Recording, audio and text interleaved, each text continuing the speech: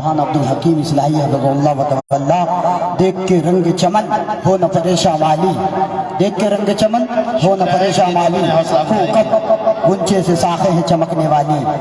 آج آپ سب کا مزاج بہت چنچل ہے، کیونکہ شیخ عبد الغفار کے آنے سے پورے نیپال میں ہلچل ہے۔ ماشاءاللہ بڑی سکون سے سن رہے ہیں، بڑی تیز رفتاری سے ہم چلتے ہیں، اور دو چار مصرے آپ کے حوالے کرتے ہوئے، آپ کو بیدار کرتے ہوئے، غنودیت کو توڑتے ہوئے، ایک شاعر جو کہ مکمل 2 بجے سے بیٹھا ہوا ہے، 2 شاعر ہیں آپس میں یہ کر رہے ہیں، یہ کر رہے ہیں ہم پڑھیں گے، یہ کر رہے ہیں ہم پڑھیں گے۔ ناظم تججب میں ہے کہ ان کو پڑھایا جائے یا ان کو پڑھایا جائے۔ صدر عزت مآب مغرب کی طرف ہے،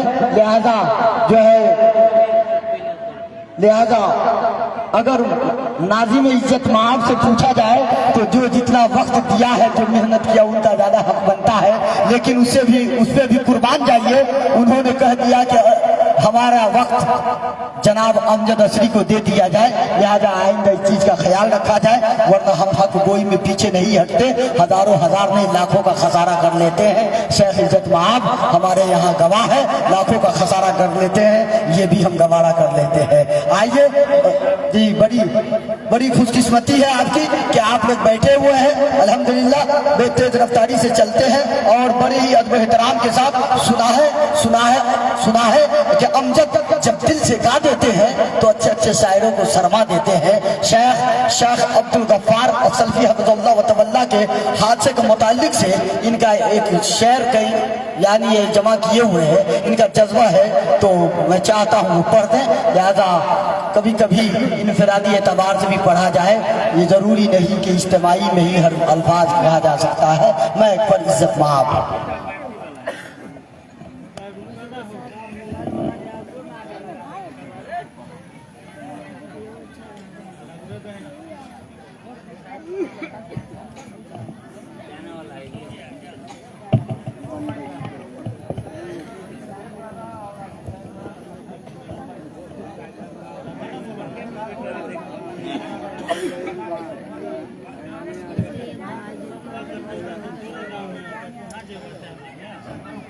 ماشاءاللہ پروگرام جو ہے بہت ہی بخوبی انداز میں چل رہا ہے۔ چلیے بغیر کسی تاخیر کے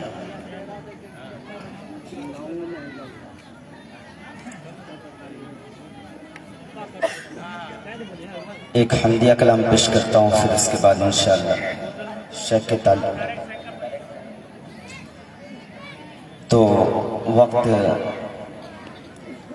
کی قلت کی وجہ سے شیخ کے تعلق سے جو بھی حادثات کے شکار تھے،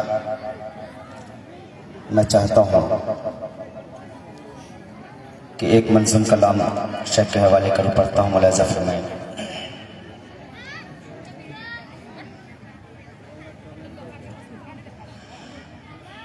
عبد غفار دائی ہے اسلام کے،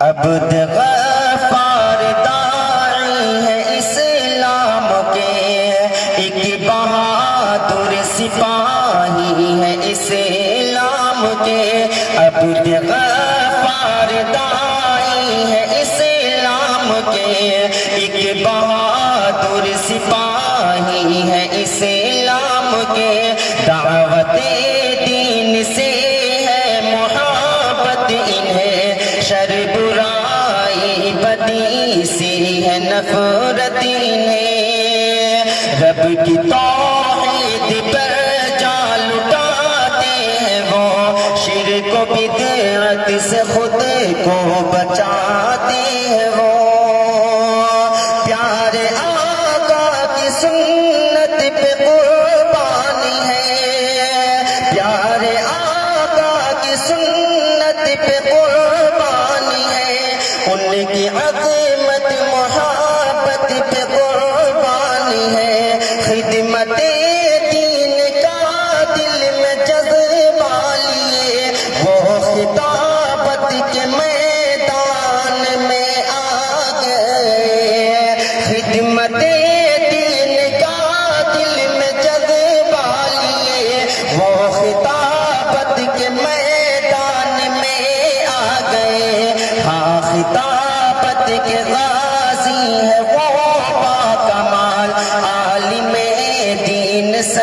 میں ہے وہ بے مثال عبد غفار دائی ہے اسلام کے ایک بہادر سپاہی ہے اسلام کے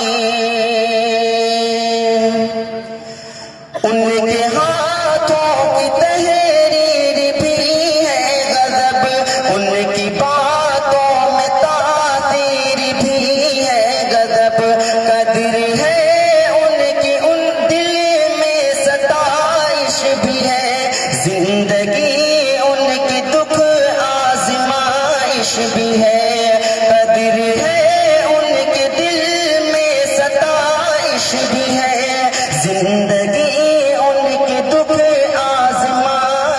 بھی ہے حادثوں سے ہوئے ہیں وہ بہت ہمکنار رب کی رحمت ہے ان پر مگر بے شمار عبد غفار دائی ہے اسلام کے ایک بہادر سپاہی ہے اسلام کے موت کے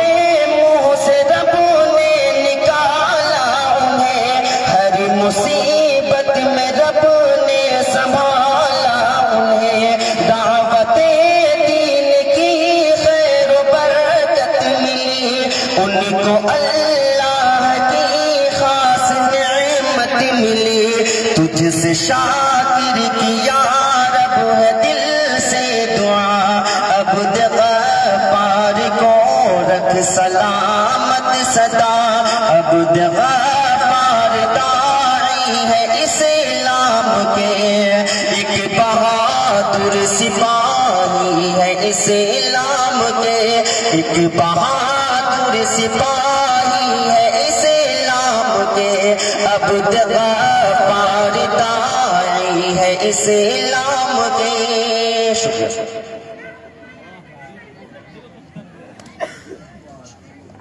جزاکم اللہ احسن الجزاء بڑی اچھے انداز میں کہ خدمت اسلام لے کر دل میں وہ گھر سے چلتے ہیں خدمت اسلام لے کر دل میں وہ گھر سے چلتے ہیں تبھی تو بفضل الہی حادثے سے وہ بچ نکلتے ہیں تبھی تو وہ بفضل الہی حادثے سے بچ نکلتے ہیں یہ اشارہ فضیلت الشیخ دکتور عبد الغفار سلفی حفظہ اللہ و تولا کی طرف یہ منظوم کلام منسوب کر رہے تھے فضیلت الشیخ عزت مآب جناب امجد نور اثری حفظہ اللہ و تولا جس سے آپ محجوز و محفوظ ہو رہے تھے اور بڑی اچھے انداز میں سن رہے تھے واقعی کہ گلوں میں خوشبو بسی ہوئی ہے کھلی ہوئی ہے دل کی کلیاں یہ آج مارر میں کون آیا مہک رہا ہے پورے سرہا کی گلیاں بڑے اچھے مسلمان اور بڑے اچھے جذبے کے ساتھ نوجوان بیٹھے ہوئے ہیں واقعی مجھے بہت باتیں کہنے کو دل چاہ رہا ہے لیکن میں اس سے پہلے یہ کہوں کہ ہے نوجوانوں کے لیے اس سے پہلے میں یہ چار مصرے کہہ دوں کہ ہے غربت میں زندگی پر اسٹائل وہی ہے غربت میں زندگی پر اسٹائل وہی ہے یعنی کہ پریشانی میں رہ کر کے بھی چہرے پہ اسمائل وہی ہے اور ان کے گھر میں کئی دن سے سبزی نہیں بنی بشر پر بابو کے ہاتھ میں دیکھو موبائل وہی ہے بابو کے دیکھو ہاتھ میں موبائل وہی ہے یہ آپ کا المیہ ہے نوجوانوں یہ تقریر آئے دن سنتے آ رہے ہیں شیخ الحمدللہ آپ کی محبت میں ایک جگہ کے پروگرام کو ملتوی کر کے آئے ہیں یہ محبت ہے یہ ایمانی جذبہ ہے لیکن آپ ہے کہ سن کر کے بھلا جاتے ہیں میری ماں بہنوں آپ قابل داد و تحسین ہے کہ اتنے موسم میں آپ یہاں سرد موسم میں بیٹھی ہوئی ہیں اور اس سے زیادہ کہ یہ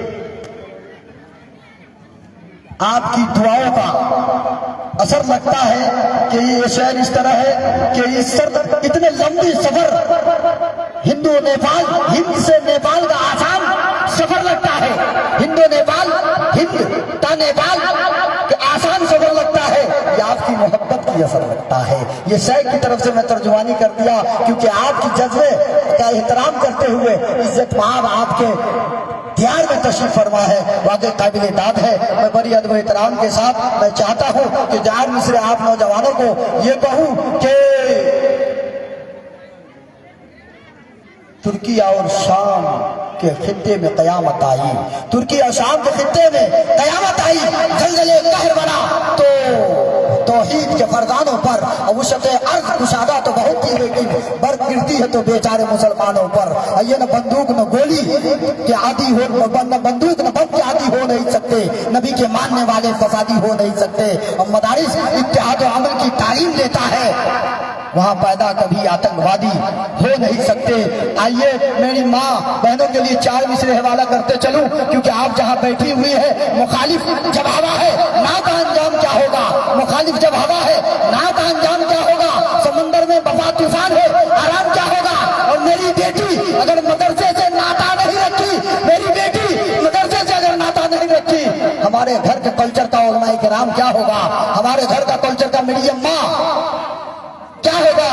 لہذا ضرورت ہے کہ اپنی بیٹیوں کو تعلیم دیجیے، کہ تعلیم لڑکیوں کو ضروری تو ہے، مگر وہ خاتون خانہ ہو، سبھا کی بڑی نہ ہو۔ بڑی ادب احترام کے ساتھ میں چاہتا ہوں اس سے پہلے کہ میں اس پروگرام کو رچانے بسانے والوں کے لیے یہ تو امیر شہر مجھ سے مت الجھ، تاریخ کہتی ہے فقیری بادشاہوں سے امیری چھین لیتی ہے، فقیری بادشاہوں سے حکومت چھین لیتی ہے، یا پھر یوں کہوں لو دیے کے ہواؤں میں اچھالتے رہنا، لو دیے کے ہواؤں میں اچھالتے رہنا، تم گلاب کے چہرے پہ تیجاب ڈالتے رہنا، اور میں پورے نیپال میں نور بن کے چھا جاؤں گا، تم فقیروں میں خامیاں نکالتے رہنا، تم فقیروں میں خامیاں نکالتے رہنا۔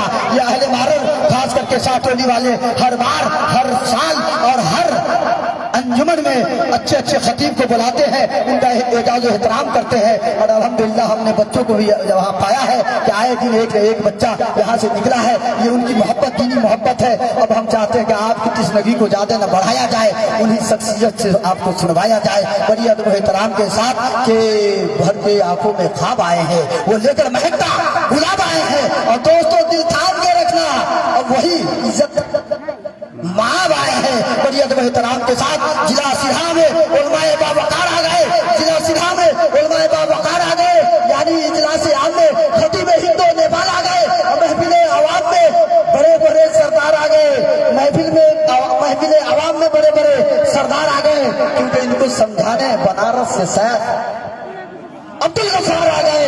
بڑی ادب و احترام کے ساتھ میں پھر سے 4 مصرع کہوں کہ دیداروں میں یک طرفہ اہل دیدار نظر آئے، دیداروں میں یک طرفہ اہل دیدار نظر آئے، ایک بار چھپا کوئی 100 بار نظر آئے، اور زمانہ ماضی میں علماء کرام نظر آئے، دور حاضر میں بسر لیکن ہر طرف عبدالغفار نظر آئے۔ شیخ محترم فضیلت الشیخ عزت مآب جناب عبدالغفار، ڈاکٹر عبدالغفار السلفی حفظ اللہ وتولہ، ان کے طرف سے میں آپ کے ترجمانی کہہ دوں کہ یہ کھیت میں کرسی لگا کے بیٹھے ہیں، یہ کھیت میں کرسی لگا کے بیٹھے ہیں، سب آپ کے انتظار میں نظریں اٹھا کے بیٹھے ہیں، ہم بھی بشرطی کے سب یہ آپ کے لیے آ کے بیٹھے ہیں، سب دل میں شمع ایمان چلا کے بیٹھے ہیں۔ اور یہ کہوں یہ جذبہ کشش، یہ ہوش و خیرت باقی نہیں مجھ کو، انہیں دل لے کے آیا ہے، یہ دل لے کے آئے ہیں۔ میں ایک پر فضیلت الشیخ عزت مآب جناب عبدالغفار السلفی حفظ اللہ وتولہ شاعری کتابہ اور آپ کی سماعت جب تک سنیں گے سناتے جائیں گے، اس طریقے سے علم کی دریا بہاتے جائیں گے انشاءاللہ الرحمن۔ شاید آپ کو یہ تو بےمانی ہو گئی۔ ٹھیک ہے، تھوڑا لگا السلام علیکم آ گیا نا، آ گیا نا۔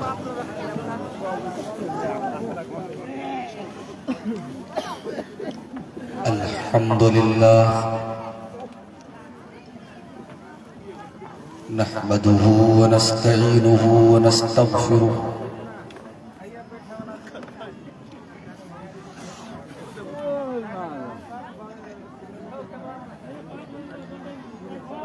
ونعوذ بالله من شرور أنفسنا ومن سيئات أعمالنا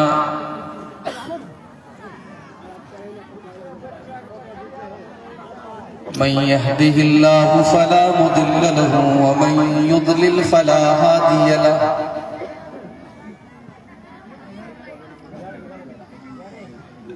وأشهد أن لا إله إلا الله وحده لا شريك له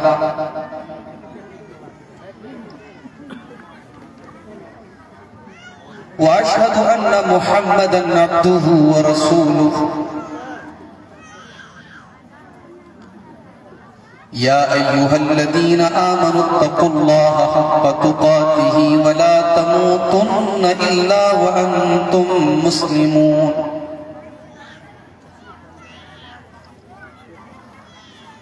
يا أيها الناس اتقوا ربكم الذي خلقكم من نفس واحدة وخلق منها زوجها وبث منهما رجالا كثيرا ونساء واتقوا الله الذي تساءلون به والأرحام إن الله كان عليكم رقيبا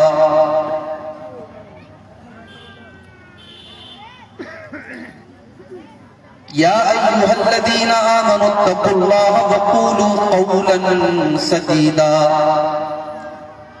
يصلح لكم أعمالكم ويغفر لكم ذنوبكم ومن يطع الله ورسوله فقد فاز فوزا عظيما أما بعد فإن خير الحديث كتاب الله وخير الهدي هدي محمد صلى الله عليه وسلم وشر الأمور محدثاتها وكل محدثة بدعة وكل بدعة ضلالة وكل ضلالة في النار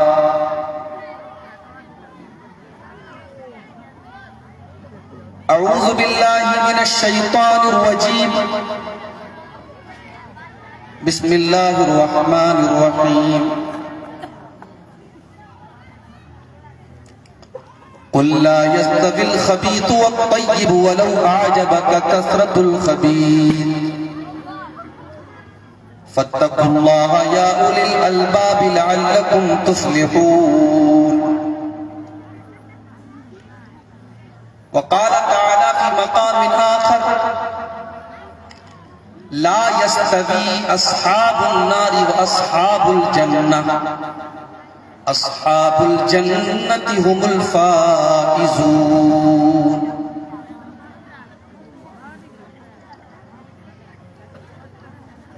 فکر عقبا کی کر آج ہی بے خبر فکر عقبا کی کر آج ہی بے خبر کل نہ کر کل کا کوئی بھروسہ نہیں فکر عقبا کی کر آج ہی بے خبر کل نہ کر کل کا کوئی بھروسہ نہیں کل نہ آیا کبھی اور نہ آئے گا کل کل تو کل ایک پل کا بھروسہ نہیں کر عبادت خدا کی جوانی میں تو کل بڑھاپا تیرے سر پہ آ جائے گا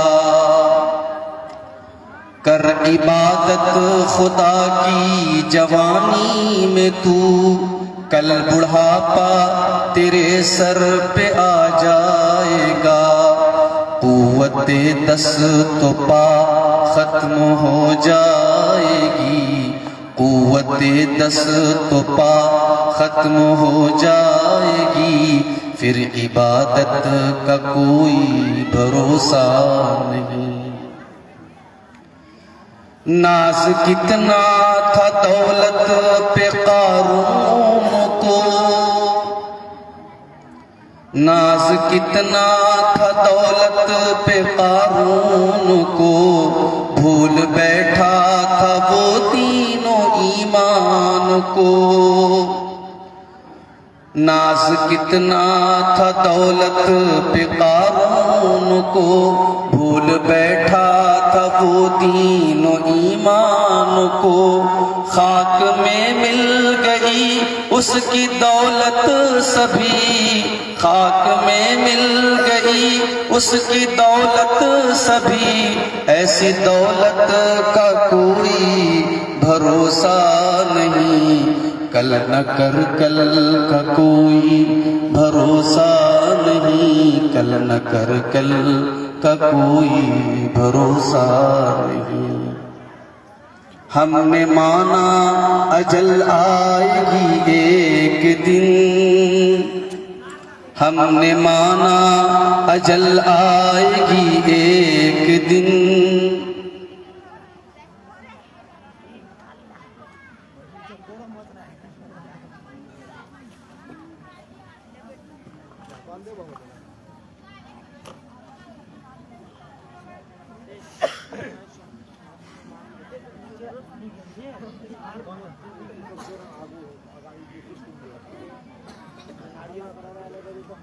ہم نے مانا اجل آئے گی ایک دن، کیا پتا کب کہاں روح پرواز ہو، ہم نے مانا اجل آئے گی ایک دن، کیا پتا کب کہاں روح پرواز ہو، ہے مقدر تو مل جائے 2 گز زمین، ہے مقدر تو مل جائے 2 گز زمین، ورنہ تربت کا کوئی بھروسہ نہیں، کل نہ کر کل کا کوئی بھروسہ نہیں، کل نہ کر کل کا کوئی بھروسہ نہیں۔ صدر محترم، علماء کرام، محترم بزرگوں، نوجوان ساتھیوں، اسلامی ماں اور بہنوں، پیارے بچوں، بڑا خوبصورت پروگرام آپ کی نیپال کی سرزمین پر، آپ کے اس گاؤں مارر میں ہو رہا ہے۔ پہلی مرتبہ آپ کے اس گاؤں میں، اس علاقے میں آنے کی توفیق ملی ہے، اور بڑی محبتیں آپ حضرات کی مل رہی ہیں۔ سردی کا موسم بن چکا ہے، سرد ہوائیں چل رہی ہیں، پھر بھی اچھی تعداد میں ہمارے مرد حضرات بھی بیٹھے ہیں، مائیں بہنیں بھی بیٹھی ہیں۔ یہ جذبہ ہے قرآن و سنت کو سننے کا، یہ جذبہ ہے اللہ اور اس کے رسول کی باتوں کو سننے کا۔ اللہ اس جذبے کو قبول فرمائے۔ ہمارے برادر عزیز شیخ مرتضیٰ عصری حفظہ اللہ نے اس پروگرام کے لیے جب دعوت دی، آج میرا پروگرام اصل میں پورنیہ میں تھا، اور کل جمعہ کے دن بنارس میں پاسپورٹ کا کچھ کام تھا، جس کی وجہ سے پورنیہ کا پروگرام میرے لیے اٹینڈ کرنا بہت مشکل تھا۔ تو تقریباً 15-20 دن پہلے آج کے اس پروگرام کے لیے مرتضیٰ صاحب نے تاریخ لی، اور میں نے یہ سوچ کر کے تاریخ دے دی کہ پورنیہ کے پروگرام میں تو میں نہیں جا پاؤں گا، اور مارر کے پروگرام کو اٹینڈ کر کے انہوں نے وعدہ کیا تھا ہم آپ کو پٹنہ پہنچا دیں گے، پٹنہ سے کوئی ٹرین پکڑ کے صبح میں بنارس پہنچ جاؤں گا۔ یہ ترتیب بنی تھی، پھر کچھ وجہ سے پاسپورٹ کا کام میرا کینسل ہو گیا، اور آج میں واپس پٹنہ نہ جا کر کے یہ ہوا کہ میں نیپال جاؤں گا۔ لیکن چونکہ یہاں سے پورنیہ کافی دور ہے، اور پورنیہ والے بیچارے وہ بھی ان کا جو پروگرام ہے اس میں مین مقرر کے طور پر انہوں نے مجھے دعوت دی تھی، تو میں نے پہلے یہ سوچا تھا کہ نیپال میں جلدی سے پروگرام کر کے نکل جاؤں گا، مگر ہمارے جو بھائی پورنیہ سے گاڑی لے کر کے آئے ہیں ان کا کہنا ہے کہ 5 سے 6 گھنٹے لگے، اور میں آپ کے نیپال میں پہنچا ہوں رات کے تقریباً 10:30 بجے۔ تو میں بہت جلدی تقریر کر کے بھی نکلتا، 11:30-12 بجے نکلتا، تب بھی پاسبل نہیں تھا کہ میں پورنیہ کے پروگرام کو اٹینڈ کر پاتا۔ وہ لوگ بہت ناراض بھی ہوئے، فون پر انہوں نے بہت ساری باتیں بھی مجھ کو سنائی اور کہا کہ آپ نے ہم کو دھوکہ دیا ہے۔ حالانکہ میں ہفتوں سے ان سے کہہ رہا ہوں کہ میں آپ کے پروگرام میں نہیں آ سکتا، میرے ساتھ ایسا مسئلہ تھا، مگر پروگرام کرانے والے جب بلاتے ہیں تو بڑی محبتوں سے بھی نوازتے ہیں، اور اگر مقرر کسی وجہ سے نہ جا پائے تو پھر ویسے ہی وہ غصے کا بھی اظہار کرتے ہیں اور بڑی نامناسب زبان استعمال کرتے ہیں۔ ابھی فون پر پورنیہ والوں سے بات ہو رہی تھی، انہوں نے کہا کہ آپ نے ہمارے ساتھ دھوکہ کیا ہے، آپ دھوکے باز ہیں، میں نے کہا ٹھیک ہے بھائی ہم دھوکے باز ہیں, ہم نہیں آ رہے ہیں آپ کے پروگرام میں, آگے بھی ہم نہیں آ سکیں گے آپ کے پروگرام میں, لیکن ہمیں اور آپ کو اس پر بھی غور کرنا چاہیے کہ علماء کے ساتھ بھی مسائل ہو سکتے ہیں. ابھی 5-6 دن پہلے میرے ساتھ اتنا بڑا حادثہ ہوا اور میرے والدین, میرے گھر والے سب کا اصرار ہے کہ آپ سفر مت کیجیے. بائی روڈ تو بالکل بھی سفر مت کیجیے, لیکن میں جان ہتھیلی پر لے کر کے سفر کر رہا ہوں صرف اس لیے کیونکہ میں جانتا ہوں کہ پروگرام کرانے والے اگر مقرر نہ آئے تو ان کو بھی بہت ساری باتیں عوام کو سننی پڑیں. تو ہم تو لوگوں کی مجبوری کو سمجھتے ہیں, مگر موقع پڑنے پر جلسے کے منتظمین کچھ بھی بول دیتے ہیں, بڑی تکلیف ہوتی ہے میرے بھائیوں. ہم اور آپ بڑی مشکل سے, میں بنارس سے اپنے مدرسے سے ڈائریکٹ آپ کے نیپال آیا ہوں اور راستے بھر ظاہر ہے کوئی کھانے کی چیز ایسی کچھ خاص نہیں مل رہی تھی, یعنی کھانے کا ہوش نہیں ہے, سونے کا وقت نہیں ہے.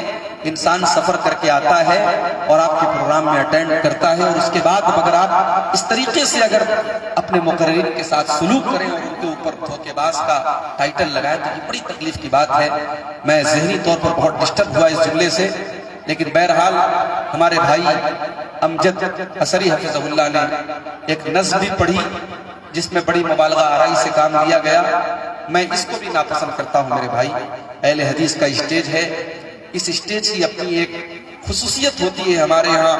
میں ناظم اجلاس سے بھی بڑی معذرت کے ساتھ کہنا چاہوں گا کہ آپ نظامت کیجئے, شعر و شاعری بھی آپ پڑھتے ہیں پڑھیے, مگر علماء کی شان میں, مقررین کی شان میں ایسے الفاظ اور ایسے جملے مت استعمال کیجئے جو مبالغہ پر مشتمل ہے. اور خاص طور سے کسی عالم کی موجودگی میں, کسی مقرر کی موجودگی میں اس کے بارے میں ہم یعنی تعریفی نظم پڑھنا یہ بھی میرے خیال سے مناسب نہیں ہے. اللہ تعالیٰ سے میں یہی دعا کرتا ہوں کہ ہمارے بارے میں آپ جو بہتر چیزیں ہمارے بارے میں گمان کرتے ہیں اللہ اس سے بہتر مجھے بنا دے, آپ کے گمان کے مطابق اللہ تعالیٰ اس سے بہتر مجھے بنا دے, اور اگر میرے اندر جو خامیاں ہیں, جو کمیاں ہیں, اللہ مجھے ان کی اصلاح کرنے کی توفیق عطا فرمائے, آمین. میرے بھائیوں, میں نے آپ کے سامنے خطبہ مسنونہ کے بعد سورہ مائدہ کی آیت نمبر 100 پڑھی. سورہ مائدہ کی آیت نمبر 100 پڑھی ہے, اور اس آیت میں اللہ تعالیٰ نے اس بات کا اعلان کیا ہے کہ پاک اور ناپاک برابر نہیں ہو سکتے. آئیے پہلے آیت کا ترجمہ کرتا ہوں, پھر بات کو آگے بڑھاتا ہوں. قرآن کریم کی سورہ مائدہ کی آیت نمبر 100 ہے.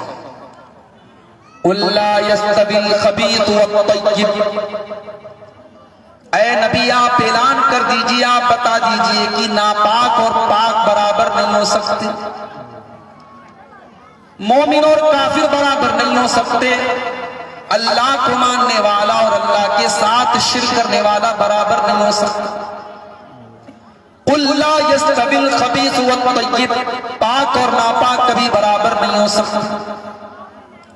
وَلَوْ أَعْجَبَكَ كَثْرَةُ الْخَبِيثِ, اگرچہ اے نبی جو چیز ناپاک ہے, جو چیز بری ہے, وہ تعداد میں زیادہ ہو اور دیکھنے میں اٹریکٹیو لگ رہی ہو, جو چیز شریعت کی نظر میں غلط ہے اگر وہ زیادہ ہو رہی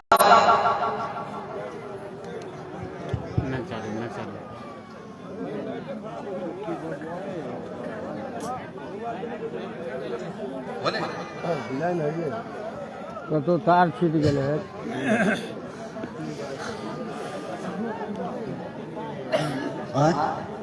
آپ لوگ اطمینان بنائے رکھیں, آپریٹر دیکھ رہے ہیں کہاں کیا کمی ہے. شیخ لائن ہے, اس میں بول سکتے ہیں. ہاں ہاں بولتے رہے, بول رہے. یہ تو وہی بات ہوگی اندرے میں کا تانا, میں بولوں اور میں ہی سنوں.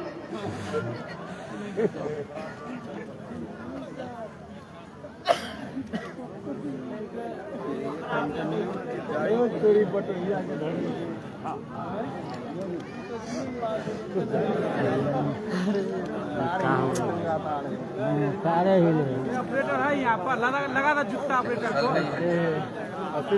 पैसा लिए कि फ्री में आया ऑपरेटर है.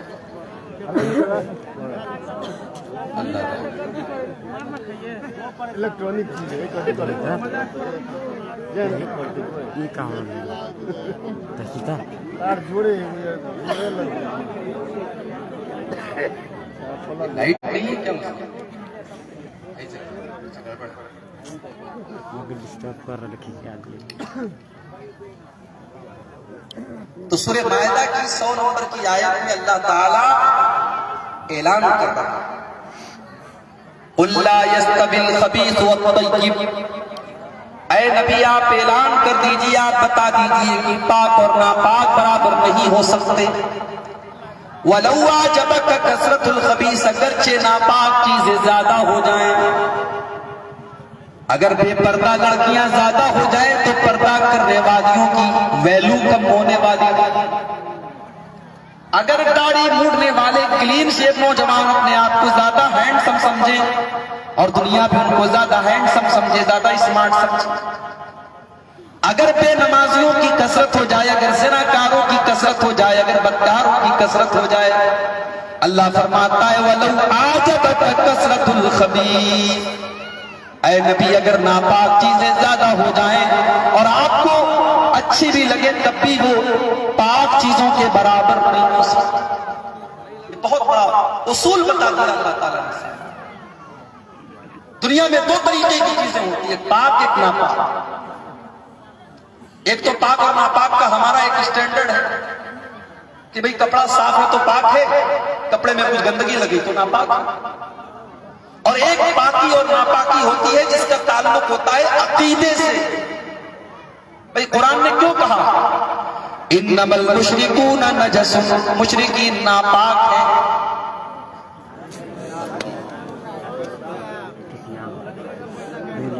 पीछे लिखते हैं जल्दी से रहते तो कितने बात सुना देते ऑपरेटर को।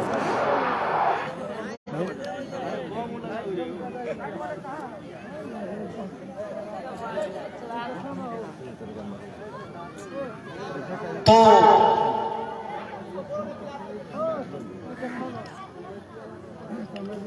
पाक और नापाक बराबर नहीं हो सकते। पाकी का ताल्लुक अकीदे से भी होता है। अल्लाह ने कहा मुशरिक नापाक है। भाई मुशरिक आदमी जरूरी तो नहीं है कि वो कपड़ा नापाक पहनता, हो सकता है वो नहाता हो, धोता हो, साफ सुथरा रहता हो, खुशबू लगाता हो, परफ्यूम लगाता हो। तो कुरान ये क्यों कह रहा है कि मुशरिकीन नापाक है? यहां नापाकी का ताल्लुक उनके बदन से नहीं है, यहां नापाकी का ताल्लुक उनके कपड़े से नहीं है, यहां नापाकी का ताल्लुक उनके अकीदे से। अकीदे के एतबार से वो नापाक है क्योंकि वो अल्लाह के साथ शिर्क करते हैं। इसी तरीके से एक नौजवान है, बड़े साफ सुथरे कपड़े पहनता है, खुशबू लगाता है, जाहिरी एतबार से उसके अंदर कोई नापाकी की चीज नहीं है, लेकिन वो ज़िना करता है, वो हराम ताल्लुकात औरतों के साथ कायम करता है। साफ सुथरा रहने के बावजूद वो नौजवान नापाक है शरीयत की नजर में, क्योंकि उसका किरदार नापाक है। अल्लाह फरमाता है कुल्ला यस्तबिल खबीस वत्तय्यिब वलौ आजबक कसरतुल खबीस। ऐ नबी पाक और नापाक लोग बराबर नहीं हो सकते। और इसी बात को अल्लाह ताला कुरान के 28वें पारे में इस तरीके से फरमाता है ला यस्तवी अस्हाबुन नारी व अस्हाबुल जन्ना। जन्नत में जाने वाले और जहन्नम में जाने वाले दोनों बराबर नहीं हो सकते। एक इंसान रात में 2-2 बजे तक हराम काम करता है और सुबह फजर की नमाज में सोया पड़ा रहता है। दूसरा नौजवान इशा के बाद जल्दी से सो जाता है, सुबह फजर के टाइम उठता है, वजू बनाता है, अल्लाह के घर में आकर फजर की नमाज अदा करता है। क्या दोनों बराबर हो सकते हैं? अल्लाह फरमाता है ला यस्तवी अस्हाबुन नारी व अस्हाबुल जन्ना। जन्नत में जाने वाले और जहन्नम में जाने वाले बराबर नहीं हो सकते, बराबर नहीं हो सकते। अल्लाह को मानने वाला और अल्लाह को न मानने वाला दोनों बराबर कैसे हो जाएगा? नहीं हो सकते। एक नौजवान वो है جس کی زندگی کا کوئی مقصد ہی نہیں، جو اپنی جوانی میں جو چیز چاہتا ہے وہ کرتا ہے، جس کو جب دیکھو وہ ناچ گانے میں لگا ہوا ہے، شراب و شباب میں لگا ہوا ہے، اس کی زندگی کا بس ایک ہی مقصد ہے، انجوائے کرنا ہے، مزہ لینا ہے۔ ایک وہ نوجوان ہے جس نے اپنی جوانی کے مقصد کو سمجھا ہے، جس کو معلوم ہے کہ اللہ تعالیٰ نے کو کیوں پیدا کیا ہے، اس نے قرآن میں پڑھا ہے وَمَا خَلَقْتُ الْجِنَّ وَالْإِنسَ إِلَّا لِيَعْبُدُونَ، میرے بندو ہم نے تم کو اپنی عبادت کے لیے پیدا کیا ہے، ہم نے اس لیے تم کو پیدا کیا ہے تاکہ تم ہم کو راضی۔ اب ایک نوجوان جس نے اپنی زندگی کے مقصد کو نہیں سمجھا اور ایک وہ نوجوان جس نے زندگی کے مقصد کو سمجھا، کیا دونوں برابر ہو سکتے ہیں؟ نہیں، پاک اور ناپاک برابر نہیں ہو سکتے۔ ایک نوجوان ہے جس کی زندگی کا بس ایک ہی ٹارگٹ ہے، کھانا ہے، کمانا، انجوائے کرنا ہے۔ اگر کھانا، کمانا، انجوائے کرنا یہ ہماری زندگی کا مقصد ہے تو جانور بھی تو یہی سارے کام کرتے ہیں، جانور کو بھی کھانا ہے، پینا ہے، انجوائے کرنا ہے۔ اللہ نے ہم کو انسان بنایا، ہم کو جانور نہیں بنایا۔ اللہ نے ہم کو اپنے تمام مخلوقات میں اونچا مقام دیا، انسان بنایا اللہ نے، سوچنے سمجھنے کی صلاحیت دی، سینس دیا، حق اور باطل میں فرق کرنے کی، صحیح اور غلط میں فرق کرنے کا ہنر دیا اللہ نے، اور ہم جانوروں کی طرح صرف کھانے اور کمانے کے لیے زندگی گزاریں، یہ ایک انسان کو زیب نہیں دیتا۔ اسی لیے اللہ تعالیٰ قرآن کے 14ویں پارے میں فرماتا ہے ربما یود الذین کفروا لو کانوا مسلمین، ایک دن ایسا آئے گا جو لوگ دنیا میں کافر تھے، جو اللہ کو نہیں مانتے تھے، کل قیامت کے دن وہ بھی یہ کہیں گے لو کانوا مسلمین، کہ کاش ہم مسلمان ہوتے۔ اللہ فرماتا ہے ذرہم یاکلوا ویتمتعوا ویلہہم الامل فسوف یعلمون، اے نبی ان کے حال پہ چھوڑ دیجئے، ان کو کھانے دیجئے، ان کو پینے دیجئے، ان کو انجوائے کرنے دیجئے، ان کو لمبے لمبے پلان بنانے دیجئے۔ قیامت کا دن آئے گا تو ان کو پتا چلے گا کہ انہوں نے دنیا میں صرف کھانے کمانے میں اپنی زندگی برباد کر دی، آج ان کا انجام کیا ہو۔ زندگی اتنی سستی نہیں ہے میرے بھائی، زندگی اللہ کی امانت ہے۔ میرے نوجوانوں، ہر چیز کا ایک مقصد ہوتا ہے، اور وہ چیز جب اپنے مقصد پر پوری نہ اترے تو وہ یوز لیس ہو جاتا ہے۔ یہ مائک ہے، اس کا ایک مقصد ہے، میری آواز آپ تک پہنچانا۔ اگر یہ مائک اپنے مقصد کو پورا نہ کرے میں مائک کو کنارے لگا دوں گا، اپنے سامنے نہیں رکھوں گا۔ یہ لائٹ ہے، اس لائٹ کا کام ہے جلنا، روشنی دینا۔ اگر یہ لائٹ روشنی نہ دے اس کو اسٹیج پر نہیں لگایا جائے۔ ہماری اور آپ کی زندگی کا مقصد اللہ کو راضی کرنا۔ ہم اس لیے دنیا میں پیدا ہوئے ہیں تاکہ ہم ایسا عمل کریں جس سے اللہ راضی ہو جائے، اللہ خوش ہو جائے۔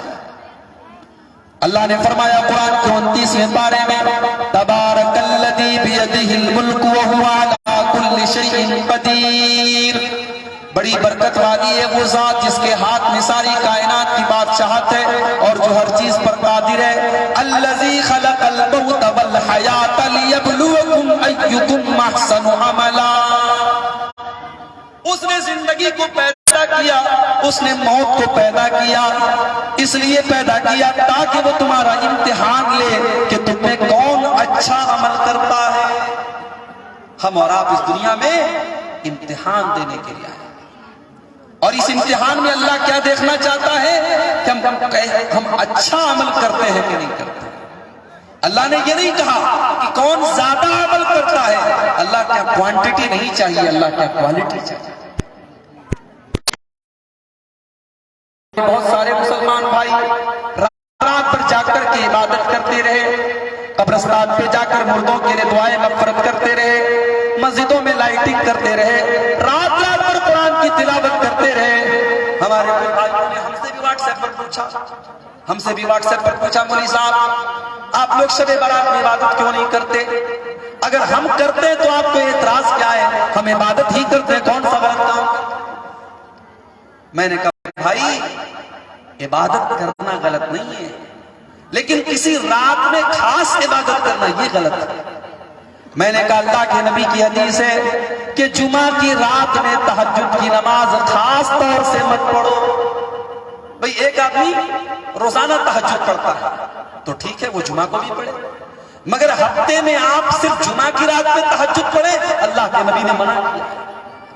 آپ نے فرمایا جمعہ کی رات میں خاص طور سے تہجد نہ پڑھا کرو، جمعہ کے دن خاص طور سے روزہ نہ رکھا کرو. اگر آپ نفل روزہ کبھی بھی رکھ لیں تو جمعہ کو بھی رکھ لیجئے، لیکن خاص طور سے ہفتے میں جمعہ کے دن روزہ رکھنے سے منع کیا اللہ کے نبی نے. ہم نے کہا جب 15 شعبان کی فضیلت کے بارے میں کوئی ایک بھی صحیح روایت موجود نہیں ہے، اگر یہ اتنی فضیلت والی رات ہے تو اس کی فضیلت کے بارے میں کوئی ایک بھی صحیح حدیث کیوں نہیں ہے؟ اس کے بارے میں تو سینکڑوں حدیث ہونی چاہیے. اگر اس رات میں اللہ تبارک و تعالیٰ اپنے بندوں کی مغفرت کرتا ہے، اپنے بندوں کو معاف کرتا ہے، تو ہم سے زیادہ نبی کے صحابہ نیکی کے معاملے میں آگے آگے رہتے تھے. اللہ کے نبی کے صحابہ سے صحیح سند سے یہ چیز ثابت کیوں نہیں ہے؟ اس لیے میرے بھائیو، عبادت کی کوانٹٹی پر مت جائیے، عبادت کی کوالٹی ہونی چاہیے. آپ کا عمل اگر کم ہے لیکن قرآن و حدیث کے مطابق ہے تو اللہ کا قبول کیا جائے گا، اور عمل بہت زیادہ ہے لیکن قرآن و حدیث کے مطابق نہیں ہے تو آپ کے عمل کی اللہ تعالیٰ کیا کوئی ویلیو نہیں. اللہ نے فرمایا ہم نے تم کو پیدا کیا ہے، ہم تمہارا امتحان لینا چاہتے ہیں، ہم یہ دیکھنا چاہتے ہیں کہ کون اچھا عمل کرتا ہے. ہم اور آپ اس دنیا میں اس امتحان کو دینے کے لیے آئے ہیں. اب ایک نوجوان وہ ہے جو اس امتحان کو میں پورا اتر رہا ہے، جو یہ سوچ کر کے زندگی گزار رہا ہے کہ مجھے اللہ کا حساب دے، جو اپنی جوانی کے ایک ایک منٹ کو قیمتی سمجھتا ہے، جو یہ جانتا ہے کہ میں جوانی میں اگر اللہ کی عبادت کر لوں گا تو یہ جوانی کی عبادت اللہ تعالیٰ کہ بڑھاپے کی عبادت سے زیادہ پسند آئے گی، جو جانتا ہے کہ میری جوانی کی عبادت اگر اللہ کو راضی، اگر اللہ کو پسند آ گئی تو اللہ تعالیٰ اس جوانی کی عبادت کی وجہ سے کل قیامت کے دن عرش کا سایہ ہے. جوانی کی عبادت کو معمولی مت سمجھو میرے نوجوان. یہ 60 سال والے جو ڈنڈا لے کر کے مسجد میں جاتے ہیں نا، ان 60 سال والوں کے ڈنڈا لے کر کے مسجد میں جانے سے زیادہ اہمیت 20 سال کے نوجوان کی فجر کی نماز میں جانا. حالانکہ 60 سال والا بیچارہ کمزور ہے، بوڑھا ہے، بڑی مشکل سے مسجد میں آ رہا ہے، اور نوجوان تو بڑی آسانی سے آ سکتا ہے، مگر اس نوجوان نے دوسرے نوجوانوں کی طرح فجر کی نماز کے ٹائم اپنے آرام کو، اپنے بستر کو اس نے ترجیح نہیں دی. اس نے بستر کو چھوڑ کر الصلاۃ خیر من النوم کی آواز پر لبیک کہا. اس لیے اس نوجوان کی عبادت اللہ تبارک و تعالیٰ کا بہت اونچا مقام ہے. اسی لیے اللہ کے نبی فرماتے ہیں قیامت کے دن 7 طریقے کے لوگ ایسے ہوں گے جن کو اللہ تعالیٰ اپنے عرش کا سایہ دے گا. ان 7 نوجوانوں میں دوسرے نمبر پر اللہ کے نبی فرماتے ہیں وَشَابٌ نَشَا فِي عِبَادَةِ اللَّهِ، وہ نوجوان جس کی جوانی اللہ کی عبادت میں گزری. جلسہ کرا رہے ہیں آپ لوگ ماشاءاللہ، لیکن کل فجر کی نماز میں آپ میں سے کتنے لوگ حاضر رہتے ہیں؟ یہ ہے جلسے کا حاصل. میں اکثر دیکھتا ہوں کہ جلسہ کرانے میں جو نوجوان آگے آگے رہتے ہیں، کوئی پنڈال کا انتظام دیکھ رہا ہے، کوئی علماء کو ریسیو کرنے جا رہا ہے، کوئی کھانے کا انتظام دیکھ رہا ہے، کوئی عورتوں کے گیٹ پر ڈیوٹی دے رہا ہے. اپنی اپنی ڈیوٹی سب نبھا رہے ہیں، بڑی اچھی بات ہے. آپ کے اندر شوق ہے، جذبہ ہے، لیکن وہ جذبہ آپ کا نماز کے لیے کیوں ختم ہو جاتا ہے؟ سال میں ایک بار جلسہ کرا لینا دین کی خدمت نہیں ہے میرے بھائی. آپ کو نماز کی بھی پابندی کرنی چاہیے. اگر آپ مسلمان ہیں تو 5 ٹائم کی نماز آپ کے اوپر فرض ہے. ان الصلاۃ کانت علی المؤمنین کتابا موقوتا، 5 ٹائم کی نماز ہر مسلمان مرد و عورت کے اوپر فرض ہے. بیمار ہے تب بھی فرض ہے، سفر میں تب بھی فرض ہے، کھڑا ہو کر کے نہیں پڑھ سکتا تب بھی فرض ہے، بیٹھ کر کے نہیں پڑھ سکتا تب بھی فرض ہے. جس حالت میں بھی وہ نماز پڑھ سکتا ہے وہ پڑھے گا. نماز کو اپنے وقت پر پڑھنا آپ کے اوپر فرض ہے. ابھی ترکی اور سیریا کا زلزلہ سنا ہوگا آپ نے، خبریں آپ کے پاس آئی ہوگی. ایک واقعہ میڈیا والوں نے نقل کیا. ایک 6 یا 7 سال کی بچی تھی، شاید سیریا کی تھی، ہاں، زلزلہ آیا اور 3 دن ملبے سے دبے رہنے کے بعد، ملبے کے نیچے دبے رہنے کے بعد 3 دن کے بعد وہ لڑکی اللہ کے فضل و کرم سے زندہ اور صحیح سلامت نکلتی۔ 3 دن کے بعد جب وہ لڑکی سلامت زندہ نکلتی ہے تو بے ہوش ہوتی ہے، جب ہوش میں آتی ہے تو وہ 6 یا 7 سال کی بچی، اس کی زبان سے پہلا لفظ کیا نکلتا ہے؟ کہتی ہے کم من صلاۃ ما صلیتها، کم من صلاۃ ما صلیتها، کہتی ہے میں پتا نہیں کتنے ٹائم میں بے ہوش رہی، پتا نہیں کون کون سی نمازیں میری چھوٹ گئی، او لوگوں مجھے بتا دو میں نے کتنے ٹائم کی نماز نہیں پڑھی۔ اللہ اکبر، اس 6 سال کی بچی نے ہمیں اور آپ کو سبق سکھا دیا کہ او نماز چھوڑنے والوں، او نماز کے معاملے میں لاپرواہی کرنے والوں، تم اللہ کو کیا جواب دو گے؟ تمہارے پاس کل اللہ کی بارگاہ میں کیا ایکسکیوز ہوگا، کیا بہانہ؟ اس 6 سال کی بچی کو اتنی فکر ہے کہ ہوش میں آنے کے بعد پہلا جملہ مجھ سے نکلتا ہے کہ کتنی نمازیں میں نے نہیں پڑھی۔ ایک وہ نوجوان ہے جو 5 ٹائم کی نماز پڑھ رہا ہے، اور ایک وہ نوجوان ہے جو نماز سے اس کے کوئی مطلب نہیں ہے۔ کیا دونوں برابر ہو سکتے ہیں؟ کبھی نہیں۔ حضرت عمر فاروق کا دور ہے، عمر فاروق رضی اللہ تعالیٰ وہ اپنے گورنروں کو خط لکھتے اور کہتے ہیں کہ وہ لوگوں، سب سے اہم چیز اسلام کے اندر نماز ہے، وَمَنْ زَيَّعَهَا، جس نے نماز کو برباد کر دیا تو دوسری چیزوں کو تو اور زیادہ برباد کرے گا۔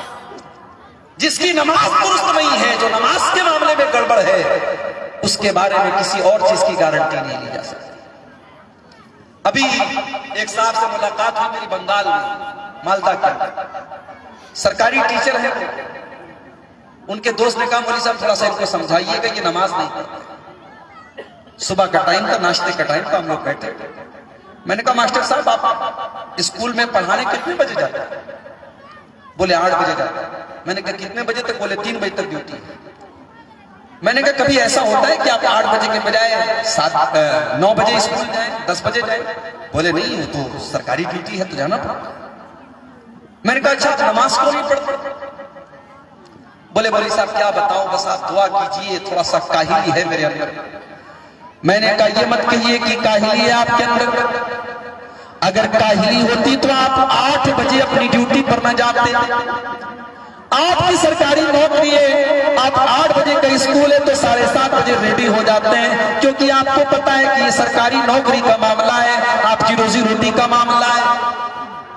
ہم نے کہا اگر آپ کاہل ہوتے تو ہر معاملے میں کاہل ہوتے، آپ نوکری کے معاملے میں تو بہت چست ہیں، نوکری کے معاملے میں تو بہت آپ کے اندر چستی پھرتی ہے، لیکن آپ نماز کے معاملے میں ڈھیلے ڈھالے ہیں، اس لیے کیونکہ نماز کی اہمیت آپ کے نزدیک نہیں۔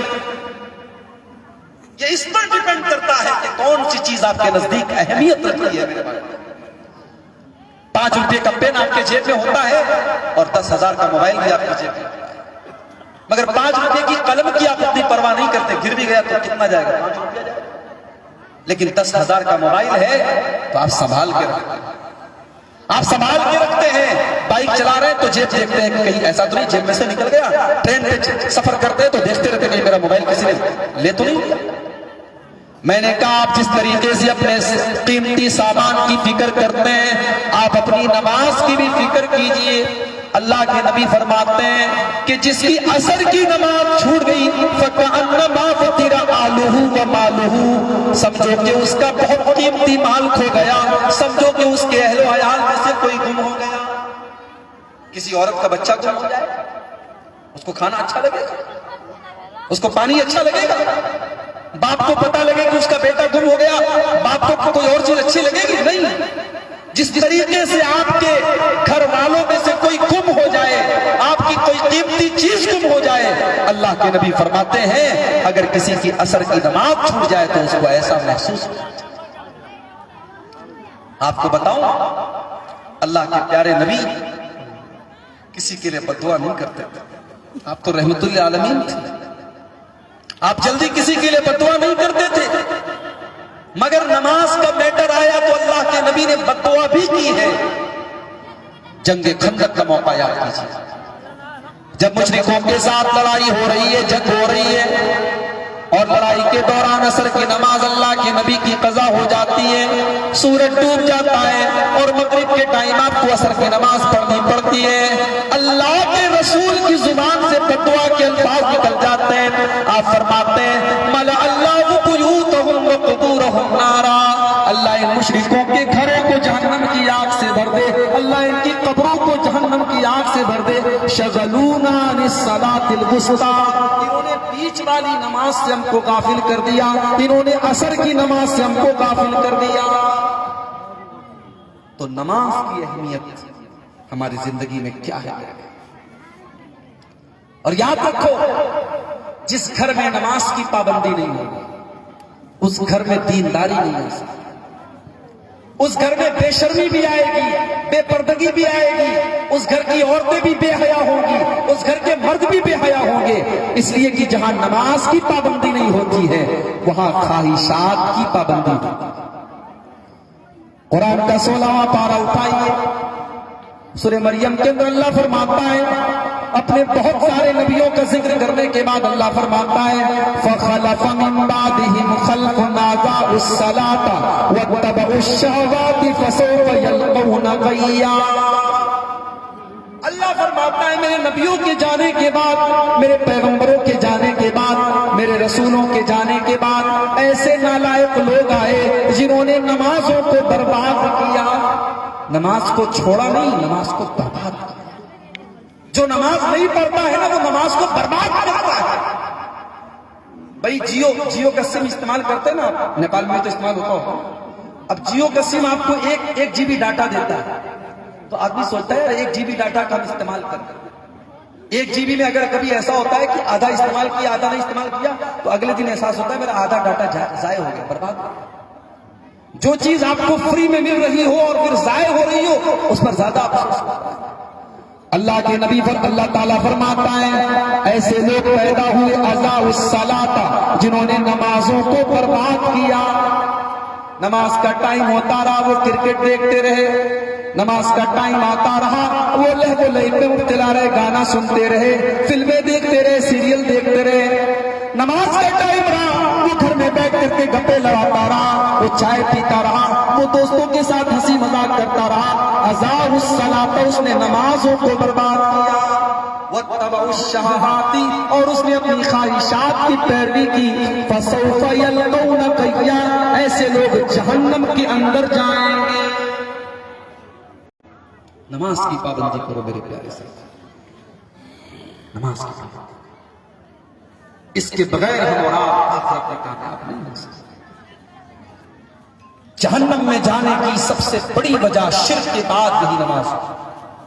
جب جہنمی جہنم میں جائیں گے تو سوال کیا جائے گا، جنتی سوال کریں گے تم جہنم میں کیسے پہنچ گئے؟ تو جہنمی پہلا جواب نہیں دیں گے، قالوا لم نک من المصلین، ہم نماز نہیں پڑھتے تھے، نماز نہیں پڑھتے تھے۔ تو ایک نوجوان جو نماز پڑھ رہا ہے اور ایک نوجوان جو نماز نہیں پڑھ رہا ہے دونوں برابر نہیں ہو سکتے۔ اور آگے بڑھیے، ایک نوجوان وہ ہے جو رات کے سناٹے میں اپنے موبائل کا غلط استعمال کر رہا ہے، آنکھوں کا زنا کر رہا ہے، ہاتھوں کا زنا کر رہا ہے، پیروں سے زنا کی طرف چل کے جا رہا ہے، جو اپنے انٹرنیٹ اور اپنے موبائل کا غلط استعمال کر رہا ہے۔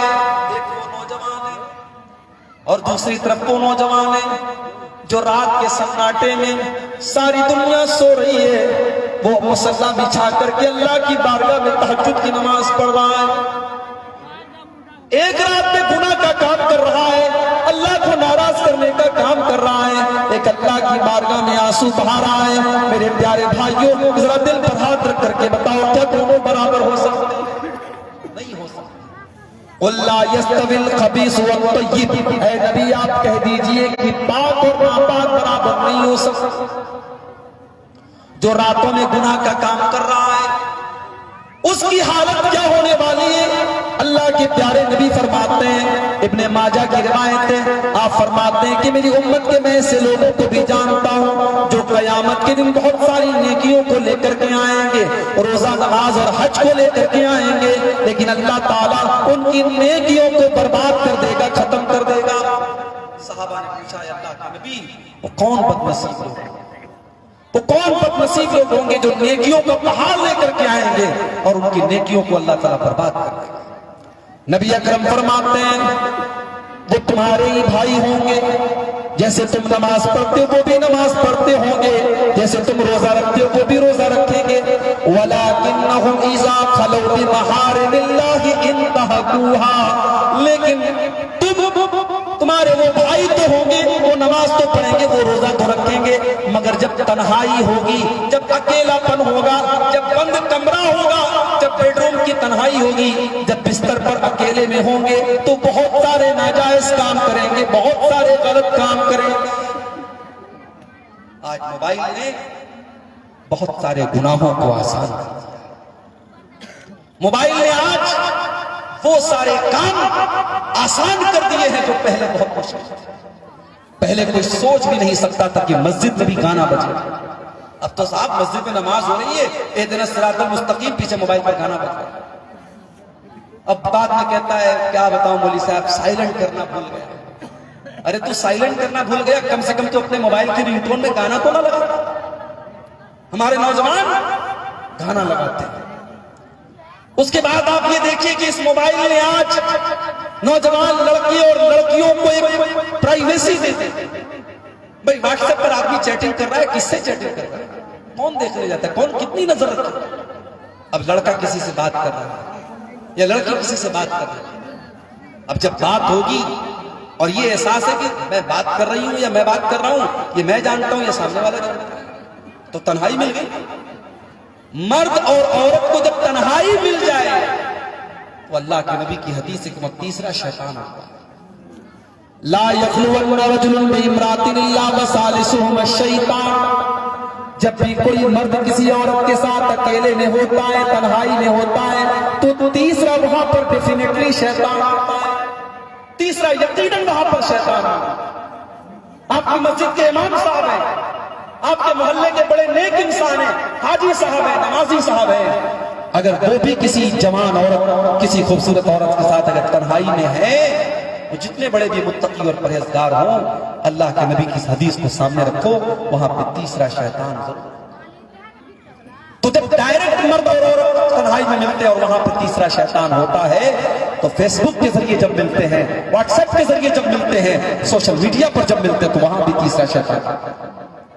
अरे इस्लाम तो वो दीन है जिसने एक मुसलमान औरत को यह तालीम दी कि जब तू किसी गैर मर्द से बात करे तो तेरी आवाज में भी सख्ती होनी चाहिए। फला तखज़ाना बिल क़ौल, मुसलमान औरतों तुम किसी गैर मर्द से बात करो तो तुम्हारी आवाज में लचक नहीं होनी चाहिए, तुम्हारी आवाज में मिठास नहीं होनी चाहिए। फयतमअल्लज़ी फी क़ल्बिही मरज़ुन, कहीं ऐसा ना हो जिसके दिल में शहवत की बीमारी है, जिसके दिल में गंदगी है, कहीं वो तुम्हारे बारे में गलत उम्मीदें न पाए। हालांकि जरूरी तो नहीं कि कोई मीठी आवाज में बात करे तो हमारा दिल पिघल ही जाए, मगर अल्लाह ताला जो हमारा पैदा करने वाला है उसको पता है कि शुरुआत कहां से, ज़िना की शुरुआत कहां से होती है, बदकारी कौन कौन से रास्ते से घर में आती है, अल्लाह को पता है। अल्लाह ने उसके शुरुआती दरवाजों को ही बंद कर दिया। अल्लाह मुसलमान औरत से कह रहा है तू किसी गैर मर्द से बात करे तो तेरी आवाज में लचक नहीं होनी, तेरी आवाज में कड़कपन होना चाहिए, सख्ती होनी चाहिए। तू ऐसा सिग्नल न दे कि सामने वाले को लगे कि हाँ यहां दाल गल जाएगी। तेरी आवाज ऐसी हो, तेरा लबो लहजा ऐसा हो कि सामने वाला समझ जाए कि नहीं यहां मेरी दाल गलने वाली नहीं। मेरी प्यारी माँ बहनों, आप फेसबुक इस्तेमाल करें मैं हराम नहीं करार दे रहा, व्हाट्सएप चलाए मैं मना नहीं कर रहा, मोबाइल ऐप इस्तेमाल करें मैं मना नहीं कर रहा, मगर ये उसूल कुरान का याद रखे कि खबरदार खबरदार किसी को अपने बारे में गलत ख्याल पैदा करने का मौका ना दे। अस्सलाम वालेकुम। जी मैं आपका इस्लामी भाई, मैं आपकी इस्लामी बहन। आजकल फेसबुक पर ये भी चलता है इस्लामी भाई और इस्लामी बहन। याद रखो ये सब ढकोसले हैं, ढकोसले। दुनिया में एक ही बहन होती है, वो सगी बहन होती है। न चचा की लड़की आपकी बहन है, न खाला की लड़की आपकी बहन है, न मामू की लड़की आपकी बहन है, न ये फेसबुक वाली आपकी बहन है। अजीब तमाशा। میری اسلامی بہن ہے, اسلامی بہن سے یہ بات کر رہا ہے, اور وہ اسلامی بہن کب اس کی گرل فرینڈ بن جاتی ہے دیر نہیں لگتی. اللہ رحم فرمائے, آج اسلام کو بھی استعمال کیا جا رہا ہے زنا کے انکار سے. آپ کو یقین نہیں آئے گا, نیپال کے حالات میں بہت اچھی طریقے سے نہیں جانتا, مگر ہمارے ہندوستان کے حالات یہ ہیں کہ بڑی تعداد میں مسلمان لڑکیاں باقاعدہ ان کے لیے جال بچھایا گیا ہے. غیر مسلم لڑکے فیس بک وغیرہ کے اوپر اتنے ایکٹیو ہیں, وہ آئی ڈی بناتے ہیں اور اس کے بعد خاص طور سے مسلمان لڑکیوں سے دوستی کرتے ہیں. اور شروعات کیسے کرتے ہیں؟ جی میں اسلام کے بارے میں کچھ جاننا چاہتا ہوں. اب یہ بیچاری اللہ کی بندی جو خود اسلام کے بارے میں کچھ نہیں جانتا, اسے بڑی خوشی ہوتی ہے کہ اچھا یہ غیر مسلم ہو کر کے اسلام کے بارے میں جاننا چاہتا ہے. اب یہ لڑکی اس کو اسلام کی تبلیغ کرتا ہے. اب وہ بیچارہ پوچھتا ہے نماز کس کو کہتے ہیں, یہ نماز کا مطلب بتاتی ہے, روزے کا مطلب بتاتی ہے, زکوٰۃ کے بارے میں بتاتی ہے, پردے کے بارے میں بتاتی ہے. پھر وہ کہتا ہے اچھا میں آپ سے ملنا چاہتا ہوں, آپ کی باتیں بڑی اچھی لگ رہی ہیں. پھر ملاقات شروع ہوتی ہے اور اس کے بعد اپنے جال میں وہ پھنساتا ہے اور عشق اور محبت کے نام پر اس لڑکی کو اس کے گھر کی دہلیز سے نکالتا ہے, اس کے ساتھ وہ بھاگ کر کے شادی کرتی ہے اور پھر اسلام کو چھوڑ کر کے اس کے مذہب میں لاتا ہے. اور یہ میں کوئی ہوائی بات نہیں کر رہا ہوں, میرے پاس ڈاٹا موجود ہے. کم سے کم 500 مسلمان لڑکیاں صرف مہاراشٹر کے اندر 2 مہینے کے اندر انہوں نے کورٹ میرج کی ہے غیر مسلموں کے ساتھ. یہ حالات ہے. میری پیاری ماں بہنوں, میں آپ کو بڑے صاف صاف الفاظ میں یہ بتانا چاہتا ہوں, یہ سوشل میڈیا کی دنیا بڑی رنگین ہے, یہ بڑی دھوکے باز دنیا ہے. یہاں کتنے لڑکے جو لڑکیوں کے نام سے آئی ڈی بنا کے چلتے ہیں, کتنے غیر مسلم ہیں جو مسلمان کے نام سے آئی ڈی بنائے ہوئے ہیں. خبردار خبردار, آپ اگر اچھے مقصد کے لیے سوشل میڈیا کا استعمال کرتی ہیں تو کریں, آپ اچھی باتوں کو شیئر کریں, اچھی باتوں کو پھیلائیں, لیکن کسی غیر کے ساتھ دوستی کا پلیٹ فارم نہ بنائیں. کسی غیر مسلم کے ساتھ یا کسی مسلمان کے ساتھ بھی جو غیر محرم ہے اس کے ساتھ دوستی نہ کرے. آج سوشل میڈیا زناکاری تک پہنچانے کا راستہ بن گیا. اور ہمارے اپنے حالات یہ ہیں, ہمارے نوجوان لڑکے اور لڑکیوں کی صحیح عمر میں شادی نہیں ہو پا رہی ہے.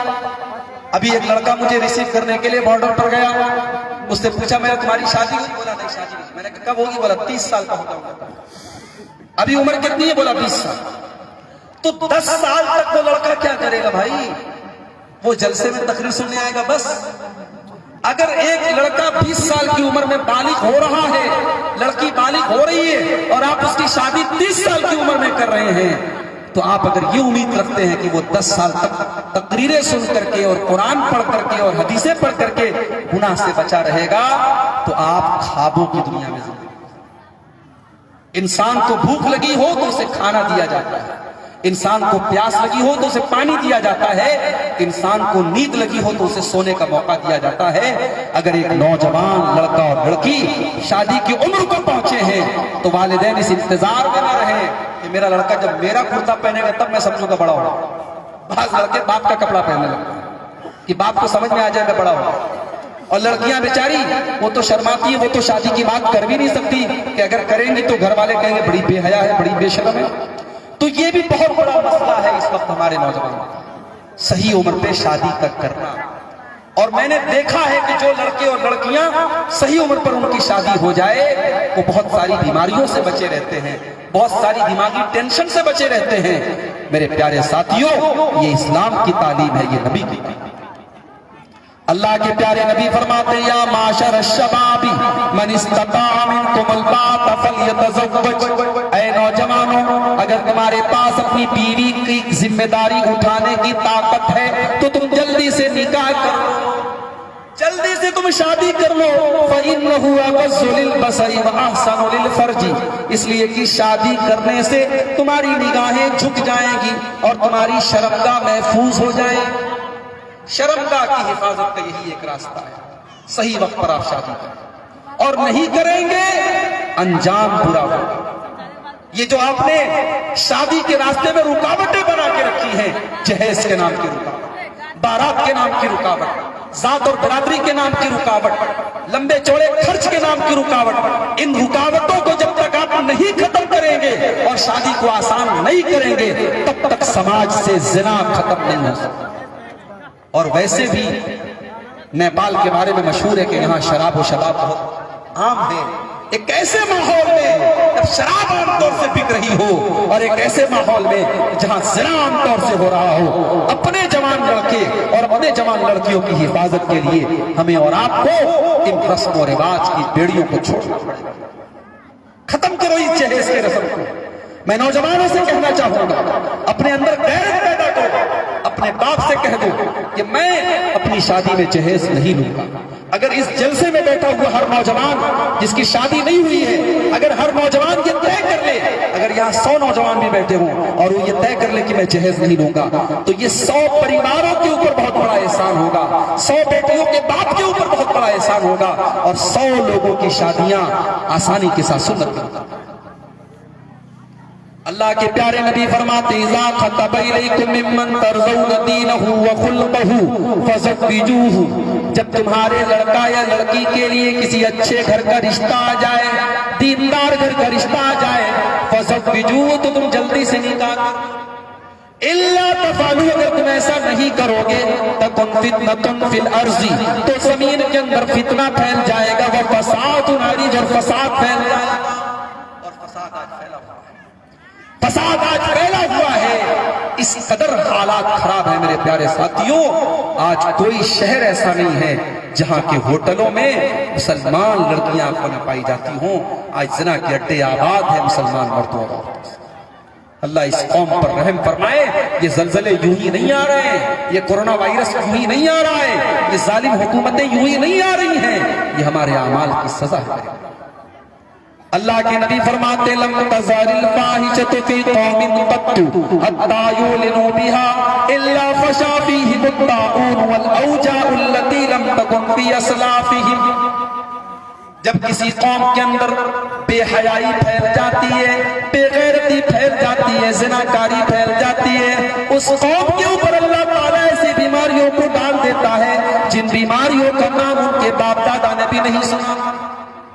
سنا تھا 70 سال والوں نے کورونا وائرس کا نام؟ سنا ہے ہمارے بزرگوں نے کبھی ایڈز کا نام؟ پہلے کینسر کی بیماری ہزاروں لاکھوں میں کسی ایک کو ہوتی تھی، آج کینسر ہاسپٹل بھرے پڑے ہیں مریضوں سے۔ یہ ہمارے اعمال کی سزا ہے۔ اور اگر ہم نے حالات کو کنٹرول نہیں کیا تو وہ دور بھی آنے والا ہے۔ اللہ کے پیارے نبی فرماتے ہیں والذی نفسی بیدہ، اس اللہ کی قسم جس کے ہاتھ میں میری جان ہے، لا تفنا هذه الامہ، یہ امت فنا نہیں ہوگی، یہ امت برباد نہیں ہوگی، حتی یقوم الرجل الی المرأة، یہاں تک کہ ایک مرد ایک عورت کے ساتھ زنا کرے گا، فیفرشها فی الطریق، اور سر عام کھلے عام پبلک پلیس میں ساروجنک استھل پر سب کے سامنے زنا کرے گا۔ اور اس دور کا سب سے متقی انسان وہ ہوگا جو یہ کہے گا لو واریتها وراء هذا الحائط، کہ بھائی یہ کام سب کے سامنے مت کرو، دیوار کے پیچھے چلے جاؤ۔ یہ کہنے والا اس دور کا سب سے متقی انسان۔ اب ظاہر ہے کہ ایک طرف بدکاری ہے، ایک طرف بے حیائی ہے، اور دوسری طرف ہمارا وہ نوجوان ہے جو یہ جانتا ہے کہ ہمیں اپنی جوانی کو بچا کے رکھنا ہے، جو قرآن کی اس آیت پر عمل کرتا ہے قل للمؤمنین یغضوا من ابصارہم ویحفظوا فروجہم، اے نبی آپ مومنوں سے کہہ دیجئے وہ اپنی نگاہوں کو نیچی رکھیں اور اپنی شرمگاہوں کی حفاظت کریں۔ ایک نوجوان زناکاری کے راستے پر چل رہا ہے، ایک نوجوان اپنی شرمگاہ کی حفاظت کر رہا ہے، کیا دونوں برابر ہو سکتے ہیں؟ اللہ فرماتا ہے لا یستوی الخبیث والطیب، دونوں برابر نہیں ہو سکتے۔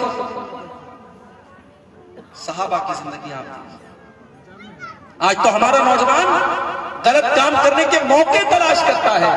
صحابہ کرام کو موقع ملے مگر انہوں نے اللہ کے ڈر سے ان موقعوں کو چھوڑ دیا۔ حضرت مرثد رضی اللہ تعالیٰ عنہ کو دیکھیے، نوجوان صحابی ہیں، ہٹے کٹے ہیں، جسم کے اندر طاقت بھی ہے، دور جاہلیت میں ایک عورت سے ان کی محبت ہے، اس عورت کا نام عناق ہے۔ دور جاہلیت میں حضرت مرثد کو اس عورت کے ساتھ تعلق تھا، اسلام قبول کرنے کے بعد اس عورت کو چھوڑ دیا۔ حضرت مرثد رضی اللہ تعالیٰ عنہ ایک مرتبہ مکہ سے ایک مسلمان قیدی کو چھڑا کر کے لے کے جا رہے تھے. راستے میں ان کی محبوبہ جو دور جاہلیت میں ان کی محبوبہ تھی، اناپ اس کا نام تھا، اس نے اپنے مکان کی چھت سے حضرت مرثد کو دیکھا. حدیث کے الفاظ ہیں، اناپ نے حضرت مرثد کو دیکھا اور کہا کہ اے مرثد آؤ آج کی رات ہمارے ساتھ گزارو. چاندنی رات ہے، ایک خوبصورت عورت گناہ کی دعوت دے رہی ہے، کوئی دیکھنے والا نہیں، کوئی پکڑنے والا نہیں، کسی سیکیورٹی کیمرے کا ڈر نہیں، کسی پولیس کا ڈر نہیں، کسی قانون کا ڈر نہیں، لیکن ایک اللہ کا ڈر ہے جس نے مرثد رضی اللہ تعالیٰ عنہ کو یہ گناہ کرنے نہیں دیا. حضرت مرثد نے کہا نہیں اے اللہ، پہلے کا معاملہ الگ تھا، پہلے میں مسلمان نہیں تھا، اب میں اسلام لا چکا ہوں، اب میں مسلمان ہو چکا ہوں، اور اسلام کے اندر اللہ تعالیٰ نے زنا کو حرام قرار دیا ہے. اے اللہ، میں تیرے پاس نہیں آ سکتا. اتنا کہہ کر کے حضرت مرثد وہاں سے چل جاتے. اب اناپ نے یہ دیکھا کہ یہاں میری دال نہیں گل رہی ہے، تو اس نے چلانا شروع، اس نے شور مچانا شروع کیا کہ دیکھو یہ تمہارے قیدی کو لے کے بھاگا. لوگوں نے لاٹھی ڈنڈا لے کے دوڑانا شروع کیا. حضرت مرثد رضی اللہ تعالیٰ عنہ بڑی مشکل سے جان بچا کر کے وہاں سے بھاگا. جب مدینہ پہنچے حضرت مرثد تو اللہ کے نبی سے انہوں نے پورا واقعہ سنایا اور کہا کہ اے اللہ کے نبی، اگر میں اناپ سے نکاح کرنا چاہتا، اگر میں اناپ سے شادی کرنا چاہوں تو کیا میں کر سکتا ہوں؟ اللہ کے نبی نے کوئی جواب نہیں دیا. قرآن کی آیت نازل ہو گئی سورہ نور کی کہ اللہ نے فرمایا الزانی لا ينکح الا زانیۃ او مشرکۃ، کہ کسی زانیہ عورت سے، کسی بدچلن عورت سے کوئی مسلمان شادی نہیں کر سکتا. جب تک کوئی زانیہ عورت ہے، بدچلن ہے، جب تک وہ سچی توبہ نہیں کر لیتی، اپنا عمل چھوڑ نہیں دیتی، تب تک کوئی مسلمان اس سے نکاح نہیں کر سکتا. جب قرآن کی آیت نازل ہوئی، حضرت مرثد سے اللہ کے نبی نے کہا کہ آپ اناق سے نکاح نہیں کر سکتے. جوانی تھی میرے بھائیوں، مگر صحابہ نے اپنی جوانی کو برباد نہیں کیا. آج ہمارا نوجوان اپنی جوانی کو برباد کر رہا ہے.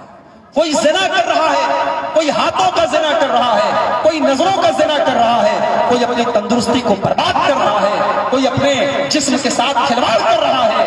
میرے نوجوان ساتھیوں، یہ جوانی حرام کاموں کے لیے نہیں بنی ہے، یہ جوانی ناجائز کاموں کے لیے نہیں بنی ہے. اپنی انرجی کو غلط جگہوں پر ضائع مت کرو.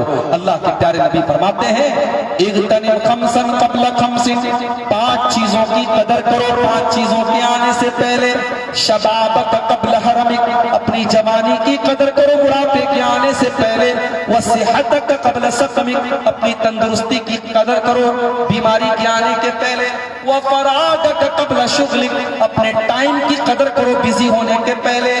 وغناک قبل فقرک، اپنی دولت کی قدر کرو غریبی کے آنے کے پہلے. وحیاتک قبل موتک، اور اپنی زندگی کی قدر کرو موت کے آنے کے پہلے. جوانی کی قدر کرو. اور اگر آپ یہ کہتے ہیں مولوی صاحب دور بہت خراب ہے، حالات بہت خراب ہیں، لڑکیاں کیسے کیسے کپڑے پہن رہی ہیں، موبائل پر کیسی کیسی تصویریں آتی ہیں، اس دور میں زنا سے بچنا اپنے آپ کو بہت مشکل ہے، میں آپ کی بات سے ایگری ہوں، میں آپ کی بات سے متفق ہوں، بلکہ میں ایک قدم اور آگے بڑھ کر کے کہتا ہوں کہ زنا سے بچنا اتنا مشکل تو نبی کے دور میں بھی نہیں تھا. اتنا مشکل زنا سے بچنا صحابہ کے دور میں نہیں تھا. صحابہ کے دور میں 1 سے زیادہ شادیاں عام طور سے ہوتی تھی، 2 شادی 3 شادی 4 شادی عام طور سے ہوتی تھی. اس ماحول میں 1 سے زیادہ شادیاں ہوتی تھی. کوئی جہیز نہیں تھا، کوئی بارات نہیں تھی، کوئی لین دین کا مسئلہ نہیں تھا. رشتہ طے ہوتا تھا، جھٹ منگنی پر شادی ہو جاتی تھی.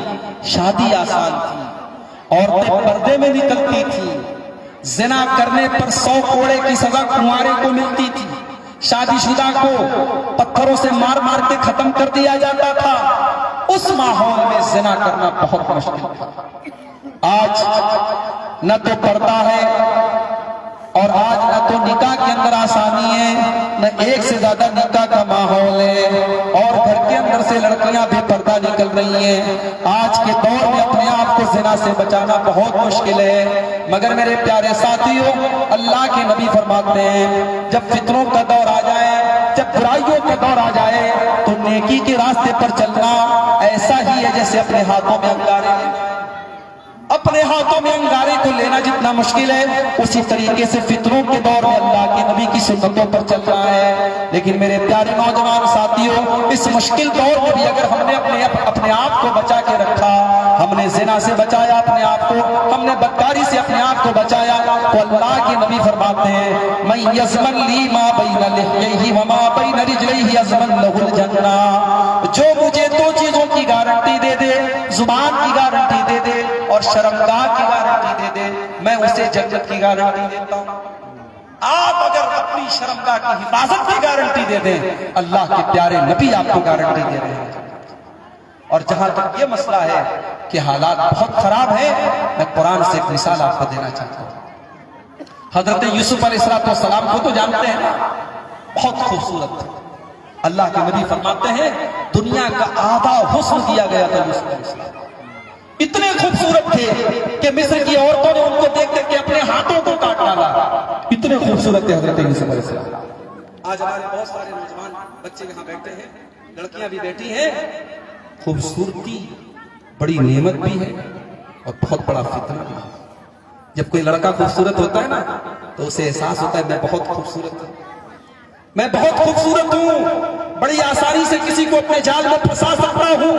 اور بہت سارے لڑکے جو تھوڑے خوبصورت اور ہینڈسم ہوتے ہیں وہ اپنی خوبصورتی کا ناجائز فائدہ اٹھاتے بھی ہیں۔ یاد رکھو میرے بھائی، اگر اللہ نے آپ کو خوبصورت بنایا ہے تو اپنی صورت کے ساتھ ساتھ اپنی سیرت کو بھی آپ خوبصورت بنائیں، اس لیے کہ اللہ تعالیٰ آپ کے چہرے کی خوبصورتی کو نہیں دیکھتا ہے، اللہ آپ کے دل کی خوبصورتی کو دیکھتا ہے۔ ان اللہ لا ينظر الى صورکم واجسامکم، اللہ تعالیٰ تمہارے چہرے کی خوبصورتی کو نہیں دیکھتا، تمہارے جسم کی خوبصورتی کو نہیں دیکھتا، ولکن ينظر الى قلوبکم واعمالکم، بلکہ اللہ تعالیٰ تمہارے دلوں کو دیکھتا ہے، تمہارے اعمال کو دیکھتا ہے۔ تو خوبصورت اگر ہیں آپ تو خوب سیرت بھی بنائیں۔ بعض نوجوان بھائیوں کو دیکھتا ہوں کہ ماشاءاللہ خوبصورت ہیں لیکن ہیئر اسٹائل جو ہے بڑا عجیب سا، بال ایسا بنا کے رکھا ہے جیسے لگتا ہے کرنٹ مار دیا اس کے بال میں۔ کسی کا بال ایسا ہوتا ہے کہ بالکل عجیب و غریب کلر سے اس کو رنگ